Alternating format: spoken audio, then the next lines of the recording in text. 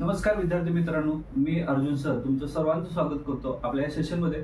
आपण पाहतोय आधुनिक महाराष्ट्राचा इतिहास आणि ओल्ड पुस्तक, कारण याच्यामधून बरेच प्रश्न जे आहेत ते आयोग विचारतं आणि हे पुस्तक जे आहेत आपण लॉजिक आणि ट्रिक्स याच्या सहाय्याने समजून घेतोय. आतापर्यंत झालेले 2 सेशन ज्याच्यामध्ये जवळपास आपण 4 ते 5 समाज सुधारक पाहिलेले आहेत.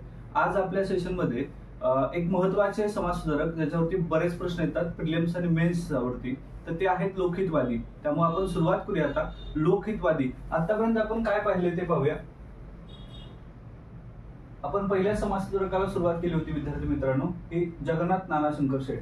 ठीक आहे, तर जगन्नाथ नानाशंकर शेठ आपल्याला ट्रिक्स आठवत असेल, बॉ बॉ बॉ बॉ. ठीक आहे, त्यानंतर इथं आहेत बाळशास्त्री जांभेकर. जांभेकरांच्या बद्दल ट्रिक्स आठवत असेल, इतिहास सारा शून्य. ठीक आहे, आणि बाळशास्त्री जांभेकर बाळाची अक्कल फार होते, अक्कलकोटचे नवाब होते, नवाबाचे शिक्षक होते. सॉरी, दादो पांडुरंग तरखडकर डीपीटी आपण बघितलं होतं, डीपीटी डीसी डीपीटी. ठीक आहे, यानंतर यांनी काय केलेले काम जे आहे ते या गेल्या सेशन मध्ये आपण समजावून घेतलेले. भाऊ महाजन यांच्याबद्दल समजून घेतले. भाऊ महाजन हे दर्पण आणि दिग्दर्शन या वर्तमानपत्रामध्ये जे जांभेकरांचे मित्र होते त्या वर्तमानपत्रामध्ये लिहायचे. आज आपण लोकहितवादी यांना सुरुवात करणार. लोकहितवादी यांचं काम जे आहे ते समजावून घेणार आहे. जे आपण सेशन घेतोय त्याच्यामध्ये लॉजिक अँड ट्रिक्स करून हा डाटा फिट डोक्यामध्ये घेण्यासाठी आपण काही लॉजिक अँड ट्रिक्स देतोय. त्या लॉजिक अँड ट्रिक्स हे पुस्तक जे आहे ते पीडीएफ स्वरूपात घ्या आणि त्याचे झेरॉक्स करा. जर असेल उपलब्ध तुमच्याकडे असेल वाचताना तर त्याच्यामध्ये ट्रिक्स लिहा, म्हणजे हे रिपीट करायचं आहे. प्रश्न जर आली तर टू दी पॉइंट ऑब्जेक्टिव्ह प्रश्न, डायरेक्ट उत्तर तुम्हाला ह्या ट्रिक्स जे आहेत आठवणार. आता आपण ज्या चॅनलवरती घेतोय अर्जुन कदम या युट्यूब चॅनलला तुम्ही जरूर लाईक करा आणि सबस्क्राईब करा, कारण सबस्क्राईबची संख्या फार कमी आहे. तुमच्यासाठी मी नवीन रोज व्हिडिओज घेऊन येतोय. याचं कारण आहे की तुम्ही ज्यावेळेस अभ्यास करता त्यावेळेस फक्त वाचून घेता आणि ज्यावेळेस आपण वाचून झाल्यानंतर ज्यावेळेस आपला एखादा प्रश्न विचारतो तर आपला गोंधळ होतो, आणि हा गोंधळ होऊ नये आणि आयोगाने विचारलेले जे काही प्रश्न आहेत त्या प्रश्नांची उत्तर आपल्याला टू दी पॉइंट समजावीत याच्यासाठी आपण हे सेशन घेतोय. त्यामुळे चॅनलला सबस्क्राईब करायला विसरू नका.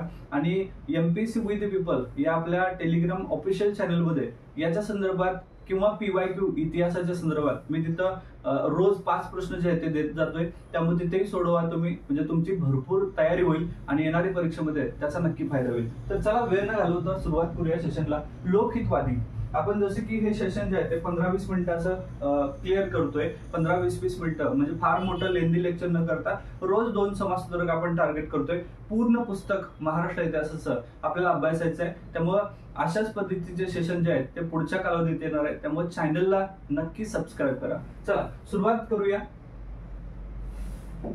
लोकहितवादी यांना लोकहितवादी 1823 ते 1892 पर्यंत यांचा कारकीर्द आहे. महाराष्ट्रातील धर्म प्रबोधनाच्या क्षेत्रातील अग्रणी म्हणून लोकहितवाद्यांना ओळखलं जातं. लोकहितवाद्यांचे नाव गोपाळ हरिभाऊ देशमुख, हे लक्षात ठेवा. बऱ्याच जणांना हा कन्फ्युज आहे की लोकहितवाद्यांचं नाव पोरं विसरतात, तर हे गोपाळ हरिभाऊ देशमुख यांना लोकहितवादी असं म्हणतात. ठीक आहे, यांचा जन्म 18 फेब्रुवारी 1823 मध्ये झाला होता आणि कुठे झालेला आहे? पुण्यामध्ये झालेला आहे. तर बरेच प्रश्न जे आहेत ते जन्मस्थानावरती डिपेंड असतात, म्हणजे डायरेक्ट प्रश्न विचारतात. आगरकर यांचा जन्म कुठे झाला होता? तर कमेंट बॉक्स मध्ये मला सांगा आगरकरांचा जन्म, गोगा आगरकरांचा जन्म कुठल्या गावामध्ये झाला होता? तर हे जे आहे लोकहितवादी यांचा जन्म पुणे इथे झालेला आहे. त्यानंतर इंग्रजी, संस्कृत, पारसी, गुजराती आणि हिंदी या भाषा त्यांना आत्मसात केल्या होत्या. त्यांनी इंग्रजी आहे, संस्कृत आहे, फारसी, गुजराती आणि हिंदी भाषा त्यांना येत होत्या.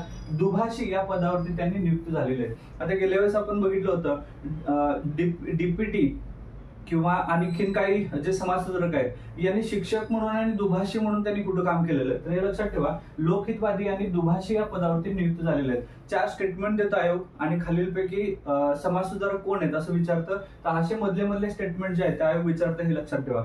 दुभाषी या पदावरती ते नियुक्त झाले होते. पुढे शिरस्तेदार, मुन्सफ, इनाम कमिशनर, जज आदी पदावरती त्यांनी काम केलेलं आहे. तुम्हाला आठवतंय का बघा, गेल्या 2 वर्षाच्या आधी जे कंबाईन एक्झाम झाले त्या कंबाईन एक्झाम मध्ये वासुदेव बोवन फडके यांच्यावरती वैयक्तिक प्रश्न विचारला होता की ते लष्करी खात्यामध्ये लिपिक होते का, रेल्वे खात्यात लिपिक होते का, त्यांच्या आईचं निधन झाल्यानंतर त्यांना सुट्टी दिली नाही म्हणून त्यांनी राजीनामा दिला, अशा ट्रॅजेडीवरती प्रश्न विचारताय.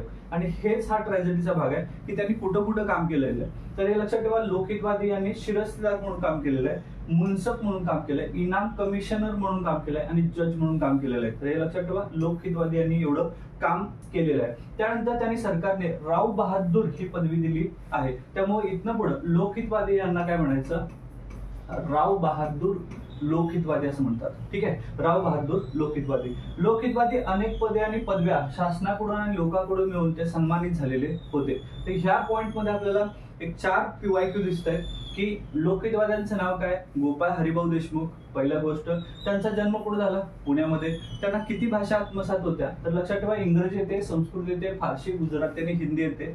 त्यानंतर त्या दुभाषीय पदावरती होते का, होते. त्यानंतर शिरस्तेदार, मुन्सिफ, इनाम कमिशनर आणि जज होते. आणि त्यांना कुठली पदवी बहाल झाली होती, तर ती राव बहादूर ही पदवी बहाल झालेली होती. ठीक आहे, तर एवढ्या गोष्टी ज्या त्या महत्वाच्या होत्या लोकहितवादी यांच्याबद्दल. आता आपण त्यांच्या कार्याला सुरुवात करूया. लोकहितवादी यांचं कार्य काय, तर भाऊ महाजन जे आहेत, भाऊ महाजन. आता भाऊ महाजनांचं नाव पण समजून घेतलंय. भाऊ महाजन म्हणजे भाऊ महाजन कुंटे.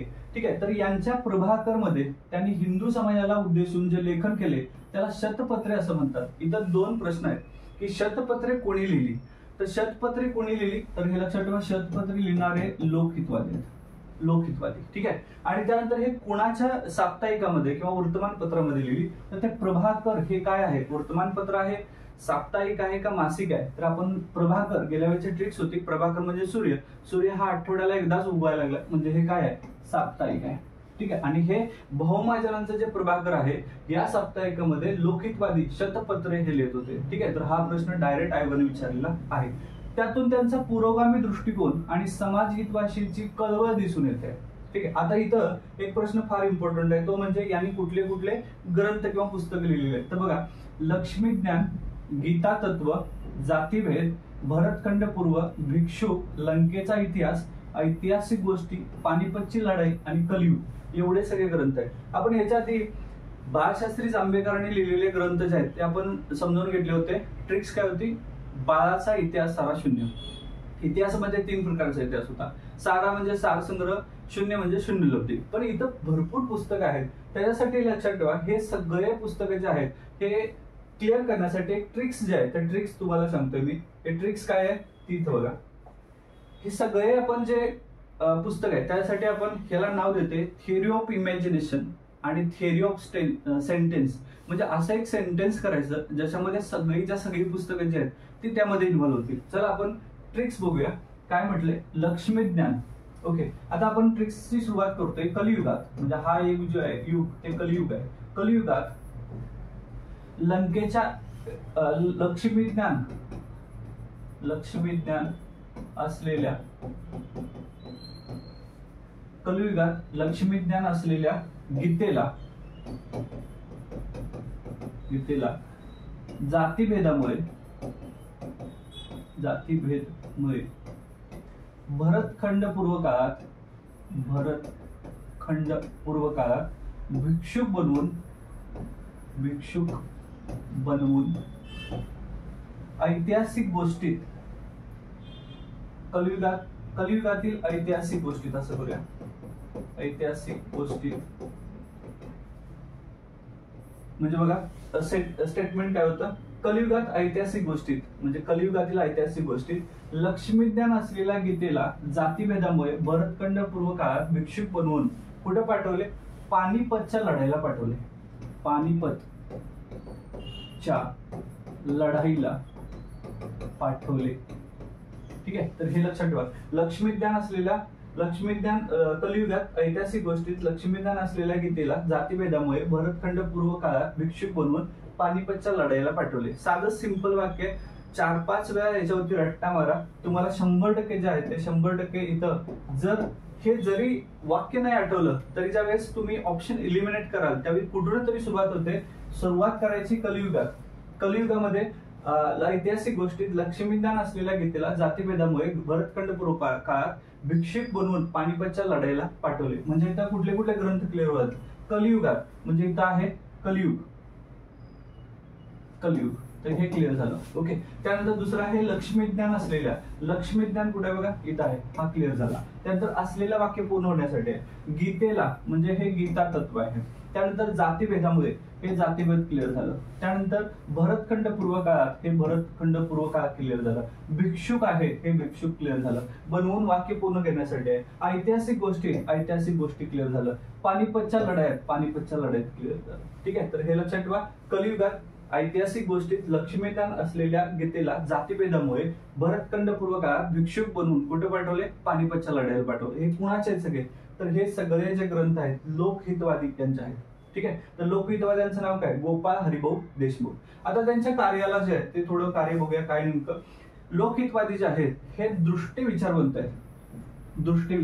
लोकहितवादी हे दृष्टी विचारवंत आहेत. समाजातील अनिष्ट रूढी परंपरा, अंधश्रद्धा, खोया समजुती इत्यादीवरती त्यांनी सडेतोड जे आहे ते आपले विचार मांडलेले होते. हा प्रश्न येतो बघा की परंपरा, अंधश्रद्धा आणि खोया समजुती याच्यावरती त्यांनी प्रहार केलेला आहे. समाजातील बालविवाह, हुंडा, बहुपत्नीत्व यावर त्यांनी हल्ला केलेला आहे. डायरेक्ट प्रश्न येतो PYQ ला आहे. ठीक आहे, कोणावरती, बालविवाह, हुंडा आणि बहुपत्नीत्व. हे लक्षात ठेवा. म्हणजे पूर्वी बालविवाह व्हायचा म्हणजे 2, 3, 4, 5 वर्षाच्या मुलींची लग्न व्हायची. ठीक आहे, काही वेळेला तर पोटात असलेल्यांचीच कुंकू लावून लग्न व्हायची. म्हणजे प्रेग्नन्सी मध्ये असतानाच कुंकू लावून ते लग्न केली जायची. अशा पद्धतीच्या खोया समजुती होत्या. बालविवाह, त्यांचा हुंडा आणि बहुपत्नीत्व याच्यावर त्यांनी हल्ला चढवलेला आहे. कोणी, लोकहितवाद्यांनी. ठीक आहे, स्त्रियांच्या समानतेचे विचार त्यांनी मांडले.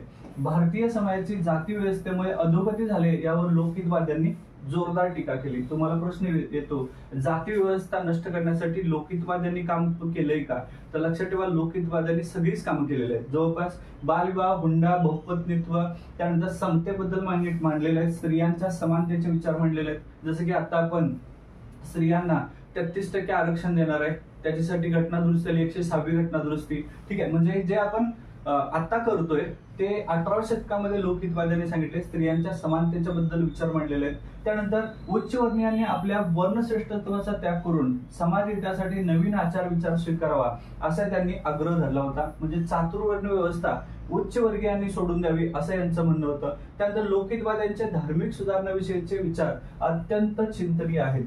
आणि यांनी काय अजून केलेलं आहे, लोकहितवाद्यांनी लोकांच्या निष्क्रियतेवरती टीका करून कृतिशील बनलं पाहिजे असा त्यांचा आग्रह होता. म्हणजे लोक जे आहेत ते निष्क्रियतेवरती त्यांनी टीका केली. म्हणजे डू फॉर बेटर इंडिया जे आपण म्हणतोय ते यांनी सांगितले की तुम्ही निष्क्रिय राहू नका, सतत काय नाही ते काहीतरी काम करत चला, म्हणजे त्यामुळे देशाची प्रगती होईल, तुमची प्रगती होईल.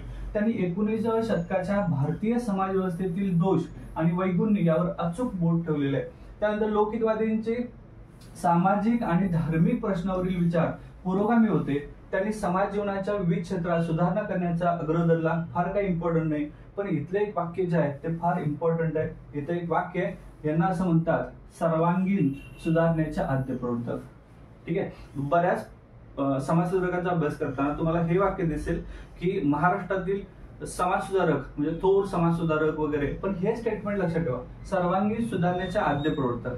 म्हणजे धार्मिक सगळ्या गोष्टी, सामाजिक या सगळ्या सुधारणांचे आद्य प्रवर्तक कोणाला म्हणतात, तर लोकहितवादी यांना म्हणतात. हे स्टेटमेंट पाठ करा, आयोग याच्यावरती प्रश्न विचारतात. ते व्यवहारवादी होते. समाजाची प्रगती होण्यासाठी इंग्रजी विद्या, भौतिकशास्त्राचे ज्ञान, आधुनिक उद्योगधंदे याचा त्यांनी आग्रह धरला.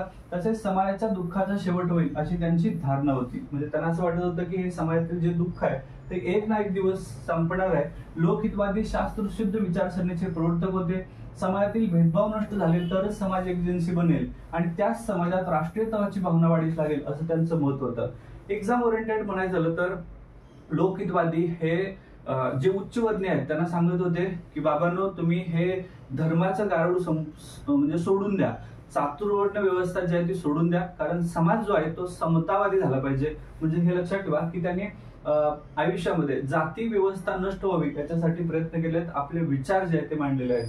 काळानुसार धर्मात चालीरीतीत बदल करावेत, जातीयता नष्ट करावी हे महत्वाचं विधान आहे. जातीयता नष्ट करावी, स्त्रियांना शिक्षण मिळावं, बरोबरीचे स्थान द्यावं, आळशीपणा सोडून देऊन उद्योगी बनावं, स्वशासन पद्धती निर्माण करावी, प्रवृत्तीवादी होणं, हे सगळे गोष्टी सांगितलेत. म्हणजे लोकहितवाद्यांनी काय सांगितलेलं आहे, तर आता जे 2025 मध्ये लागू होत आहे की बाबा तुम्ही जातीयता नष्ट सोडून द्या, सेम स्त्रियांना शिक्षण मिळालं पाहिजे, जे सरकारचं धोरण आहे स्त्रियांना शिक्षण, त्यासाठी मग वेगवेगळ्या पद्धतीचं स्त्रियांना आर्थिक महत्व, महिलांना आर्थिक महत्वामध्ये लाडकी बहिणा योजना असू दे, गृहलक्ष्मी योजना असू दे, सुभद्रा योजना असू दे, या सगळ्या ज्या स्कीम आहेत म्हणजे स्त्रियांना शिक्षण मिळालं पाहिजे या विचारांचे बरोबरीचे स्थान द्यावे. आजही तुम्ही बघितलं तर आतापर्यंत बीसीसीआयचे जे क्रिकेटपटू आहेत, जे पुरुष क्रिकेटपटू आणि महिला क्रिकेटपटू यांना बरोबरीचं पेमेंट नव्हतं, पण गेल्या वर्षी ते पेमेंट सुरू झालं. म्हणजे बरोबरीचे स्थान द्यायला पाहिजे, आळशीपणा सोडून द्या, उद्योगी बनायला पाहिजे.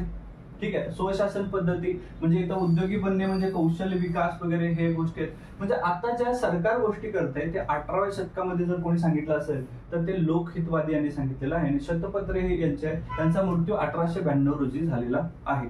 तर लोकहितवादी यांचं महत्वाचं काम, यांचा जन्म कुठं पुण्यामध्ये झालेला आहे आणि त्यांनी कोणते कोणते ग्रंथ लिहिले त्याच्यासाठी ट्रिक्स मी सांगितलेले आहे. आणि महत्वाचं म्हणजे यांनी शतपत्रे कुणामध्ये लिहिलेले, तर प्रभाकर साप्ताहिकामध्ये लिहिले, भाऊ महाजनांच्या. ठीक आहे, तर हे मोठे समाजसुधारक होते लोकहितवादी. यांच्या कामाच्या वरती आयोग भरपूर सारे प्रश्न विचारतात. आता यानंतर जे आहेत ते भाऊ दाजी लाड आहेत, हे लक्षात घ्या.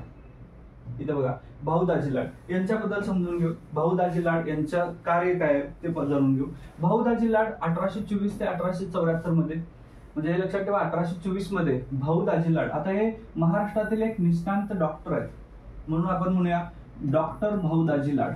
ठीक आहे, आणि विद्यापंडित, संशोधक, समाजसेवक म्हणून त्यांनी भाऊ दाजी लाड यांची ओळख महाराष्ट्राला आहे. रामचंद्र विठ्ठल लाड असं त्यांचं नाव आहे. बऱ्याच वेळेला भाऊ महाजन आणि भाऊ दाजी लाड याच्यामध्ये विद्यार्थी गोंधळ करतो. आता भाऊ महाजन यांचं नाव आहे भाऊ महाजन कुंटे आणि रामचंद्र विठ्ठल लाड म्हणजे हे आहेत भाऊ दाजी लाड. त्यामुळे यांचं नाव जे आहे ते शॉर्ट मध्ये आपण करतो रावीला करायचं आहे, रावीला. रामचंद्र विठ्ठल लाड म्हणजे ते रावीला आहेत. ओके, हे लक्षात. डिप्युटी दादो पांडुरंग तरखडकर आणि हे आहेत भाऊ दाजी लाड म्हणजे रावीला रामचंद्र विठ्ठल लाड. भाऊ दाजी लाड यांचा जन्म 7 सप्टेंबर 1824 मध्ये गोव्यातील मांजरे इथं झालेला आहे. हे लक्षात ठेवा, गोव्यामध्ये जन्म झालाय मांजरे इथं. तर भाऊ दाजी लाड मांजरे इथलं जन्म आहे. ठीक आहे, उद्योगधंद्यासाठी लाड हे कुटुंब मुंबईत आलं. येथेच भाऊ दाजींचे पदवीपर्यंत शिक्षण पूर्ण झालं. त्यानंतर 2 वर्ष इल्फिस्टन इन्स्टिट्यूट मध्ये विज्ञानाचे शिक्षक होते. आता हे डॉक्टर आहेत म्हणजे लक्षात ठेवा विज्ञानाबद्दल यांना जिज्ञासा आहे, त्यांचं विज्ञानावरती प्रेम आहे, त्यामुळे विज्ञानाचे शिक्षक म्हणून त्यांनी काम केलेलं आहे. आणि सगळ्यात लक्षात ठेवा एल्फिस्टन इन्स्टिट्यूट. आता हे एल्फिस्टन कॉलेज कोणी काढलेलं आहे तर नाना शंकर शेटांनी काढलं होतं. ठीक आहे, तर हे एल्फिस्टन इन्स्टिट्यूट मध्ये काय झाले विज्ञानाचे शिक्षक म्हणून झाले. 1845 म्हणजे यांचे शिक्षकी पेशा जो आहे व्यवस्थित सुरू आहे. पण 1845 मध्ये मुंबईत ग्रँड मेडिकल कॉलेजची स्थापना झाली. ओके, ग्रँड मेडिकल कॉलेजची स्थापना कधी झाली 1845 मध्ये, आयोगाचा पी बायक. आणि ही कॉलेजची स्थापना झाल्यानंतर त्यांनी काय केलं, भाऊ दाजींनी नोकरी सोडली हिथली एल्फिस्टन मधली विज्ञानाची आणि ते कॉलेजमध्ये विद्यार्थी म्हणून गेले. समजते, म्हणजे शिक्षक होते पण त्यांना जे ग्रँड मेडिकल कॉलेज होतं ते सुरू झाल्यानंतर 1845 मध्ये ही पहिलीच बॅच आहे यांची. या पहिल्याच बॅच मध्ये भाऊ दाजी लाड हे डॉक्टर झाले आणि त्याने 1851 मध्ये वैद्यकीय पदवी संपादन केली. ठीक आहे, तर हे भाऊ दाजी लाड, रामचंद्र विठ्ठल लाड. भाऊ दाजी लाड म्हटलं की रावीला, हे लक्षात ठेवा. ठीक आहे, त्यानंतर पुढे जाऊया. आता यांनी डॉक्टर झाले. डॉक्टर 1851 मध्ये निदान व कुशल शस्त्रक्रिया यामुळे त्यांचा व्यवसाय जो आहे तो नावलौकिक झाला. त्यांनी कुष्ठरोगावर एक चांगला औषध शोधून काढल्यामुळे त्यांना धन्वंतरी म्हणून ओळखलं जातं. आता हे लक्षात ठेवा, धन्वंतरी कुणाला म्हणलं आपण, भाऊ दाजी लाड यांना म्हटलं. आणि हे डॉक्टर लाड आहेत, डॉक्टर लाड. त्यामुळे डॉक्टर कोण आहे तर लाड आहे, म्हणून आपण म्हणूया लाडाचे डॉक्टर, महाराष्ट्राच्या लाडाचे डॉक्टर. आणि हे लाड का, कारण त्यांनी कुष्ठरोगावरती लेप्रोसीवरती एक औषध शोधलं म्हणून त्यांना धन्वंतरी असं म्हटलं. त्यांनी ज्ञान प्रसारक सभेमार्फत शिक्षण प्रसार, सामाजिक जागृतीचे कार्य केले. त्यांनी स्त्री शिक्षणाचा पुरस्कार केला. हे लक्षात ठेवा, 18व्या शतकातील सगळ्यांनी स्त्री शिक्षणाचा पुरस्कार केलेलाच आहे. ओके, मुलींच्यासाठी आर्थिक झळ करून शाळा सुरू केली. म्हणजे हे लक्षात ठेवा, खालीलपैकी कुठल्या समाजसुधारकांनी शाळा सुरू केली असं जर विचारलं तर फक्त फुलेच आपल्या समोर येतात. पण हे लक्षात ठेवा, हे लाडाचे डॉक्टर आहेत, त्यांनी शाळा सुद्धा सुरू केलेली आहे. ठीक आहे, तर शाळा सुरू केलेली लाडाचे डॉक्टरांनी. मुंबईच्या विद्यापीठाच्या स्थापनेत त्यांचा पुढाकार होता. आता बॉल बघा, मुंबई म्हणजे बॉम्बे विद्यापीठ 1857 ला. बॉ कोण आहे, नाना शंकर शेठ यांच्या स्थापनेमध्ये यांचाही पुढाकार आहे लाडांचा. ठीक आहे, लाड आणि नाना म्हणजे हे भाऊ दाजी लाड आहेत. मग आपण हे लक्षात ठेवा, भाऊ आणि नाना यांनी मुंबई विद्यापीठाच्या स्थापनेमध्ये पुढाकार घेतलेला आहे. भाऊ नाना यांनी समाजातील अनिष्ट प्रथा परंपरा नष्ट करण्यासाठी त्यांनी मोहीम उघडली आणि विधवा विवाहाचा पुरस्कार केलेला आहे. म्हणजे स्त्री शिक्षण आणि विधवा विवाह याच्यावरती पुरस्कार केलेला आहे. आणि महत्वाचे म्हणजे ते नुसतं समाजाला शानपण शिकून थांबत नाही, तर खरंच काम करायला लागले. त्यांनी शाळा जी आहे ती शाळा स्थापन केलेली आहे स्त्री शिक्षणासाठी. त्यांनी जगन्नाथ नानाशंकर शेठ यांच्या मदतीनं 1852 मध्ये बॉम्बे असोसिएशन ही संघटना स्थापन केलेली आहे. हे इथं हा प्रश्न आलाय. 1852 मध्ये नानांनी सुरू केले. कुणाच्या मदतीनं? भाऊ. आणि हे भाऊ महाजन नाहीत, तर भाऊ लाड आहेत. ठीक आहे, भाऊ दाजी लाड. भारतातील राजकीय स्वरूपाची ती पहिली संघटना आहे असा प्रश्न कंबाईन झालेला होता 2 फेब्रुवारीच्या. भारतीय राजकीय स्वरूपाची पहिली संघटना कोण आहे? तर 1852 मधली ही बॉम्बे असोसिएशन. या संघटनेमार्फत भारतीयांच्या अडीअडचणी सरकारसमोर मांडल्या. ईस्ट इंडिया असोसिएशनच्या कार्यातही भाऊ दाजी सहभागी होते. आता ईस्ट इंडिया असोसिएशन आलं बघा. मी आधीच ट्रिक सांगितलेलं होतं. काय ट्रिक्स आहे? ईस्ट इंडिया मधले हे ई आहे आणि भाऊ दादाभाई त्या भाई मधलं हे ई आहे. हे ई जे आहे वरती असणार व्यापार, हे लक्षात ठेवा. ईस्ट इंडिया असोसिएशन हे दादाबाईंनी सुरू केलंय. याच्यामध्ये सुद्धा भाऊ दाजी लाडांचा सहभाग आहे. त्यानंतर लायसन्स बिलाचा व्यापार आणि व्यवसायावर विपरीत परिणाम होईल म्हणून भाऊ दाजींनी त्याला विरोध केला. हे लायसन्स बिलाला विरोध केलाय. इतिहास संशोधनाच्या क्षेत्रातही डॉक्टर लाड यांचे कार्य जे आहे ते उल्लेखनीय आहेत. त्यांनी नव समाज घडवून आणण्यासाठी वेगवेगळ्या माध्यमातून प्रयत्न केला. सामाजिक आणि राजकीय समस्या सोडवण्यासाठी संघटनात्मक सनदशीर मार्गाचा पुरस्कार केला. हे सगळ्यात शेवटचं वाक्य महत्वाचं आहे.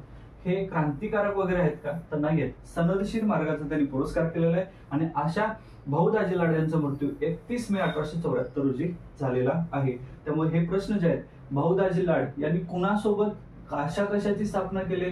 भाऊ दाजी लाड लाडाचे डॉक्टर आहेत. जन्म कुठे आहे? तर मांजर इथं आहे. लाडाचे आपल्या घरात 2 प्राणी असतात, एक डॉग आणि मांजर. तर मांजर लाडाचा आहे आपण असं म्हणणार. म्हणजे भाऊ दाजी लाड त्यांचा जन्म मांजरे आहे तर समजतं. कारण भरपूर समाज सुधारकांचा जन्म नेमका कुठे झाला हे आपल्या लक्षात येत नाही. भाऊ दाजी लाड हे डॉक्टर आहेत, धन्वंतरी आहेत. त्यांनी नानांच्या सोबत काम केलंय. त्यांनी दादाबाई नौरोजी, म्हणजे लक्षात ठेवा हे 2 व्यक्ती यांना आपण पितामह म्हणतोय. एक आहे दादाबाई भारताचे पितामह आणि दुसरे आहेत महाराष्ट्रामध्ये नानाशंकर शेठ. तर नानाशंकर शेठ यांच्यासोबत बॉम्बे विद्यापीठामध्ये आणि बॉम्बे असोसिएशन मध्ये यांनी पुढाकार घेतलेला आहे. आणि दादाबाई यांच्या east India east India association याच्यामध्ये सुद्धा हा डॉक्टर भाऊ दाजी लाड जे आहेत त्यांचा सहभाग आहे. त्यामुळे भाऊ दाजी लाड त्यांच्यावरती बरेच प्रश्न जे आहेत ते आयोग बनवतात. तर हे 2 समाजसुधारक महत्वाचे जे आहेत ते आपण पाहिले. पुढच्या सेशन मध्ये आणखीन महत्वाचे जे समाजसुधारक आहेत त्यांचा अभ्यास करणार आहे आपण. भाऊ दाजी लाड यांच्या नंतर आपण आलोय विष्णुबुवा ब्रह्मचारी यांच्याकडे. शाळा न शिकलेले पण भारतीय इतिहासामध्ये आणि महाराष्ट्राच्या खास करून इतिहासामध्ये ख्रिश्चन मिशनरींना डोक्यावर घेणारे विष्णुबुवा ब्रह्मचारी आणि सगळ्यात महत्वाचे महात्मा फुले आपल्या पुढच्या कालावधीमध्ये बघायचं आहे. तोपर्यंत आपण थांबूया. चॅनलला सबस्क्राईब केलं नसेल तर विद्यार्थी मित्रांनो सबस्क्राईब करा. कारण बरेच विद्यार्थी फक्त व्हिडिओ बघतायत पण सबस्क्राईब करत नाहीत, लाईक करत नाहीत.